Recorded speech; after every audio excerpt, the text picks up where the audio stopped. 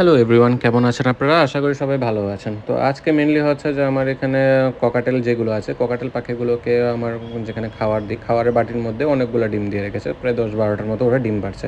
তো কিন্তু আমার ২ টা পেয়ার আছে, ২ টা পেয়ারকে আমাকে ব্রিডিং বক্স দিতে লাগে যেহেতু ওরা ব্রিড করতে চাইছে। তো তারপরে আমি আজকে চলে আসলাম আমার পুরনো ঘরের মধ্যে যেখান থেকে অলরেডি আমার ককাটেল পাখির ব্রিডিং বক্সগুলো ছিল। তো এখান থেকে এসে আমি নেটগুলো কাট করে এখানে বক্স ক্লিন করে ভালোভাবে আমি বক্সগুলোকে ওদের জন্য সেট আপ করে দিলাম। নেক্সট বক্সও আমি এর মধ্যে ভালোভাবে দিয়ে দিলাম যাতে ডিমগুলো নড়াচড়া বেশি না করে, একটা জায়গার মধ্যে যখন থাকে যেন ব্রিডিংটা ইজিলিভাবে হয়। তার মধ্যে দেখছি ককাটেলগুলো তাকাঝাকি করছে বক্সটা নিয়ে এসে। তারপরে আমি একটু ডিমগুলোকে বের করে দেখে নিচ্ছি যে কোনটা ডিম নষ্ট হয়েছে, কয়টা ডিম ভালো আছে।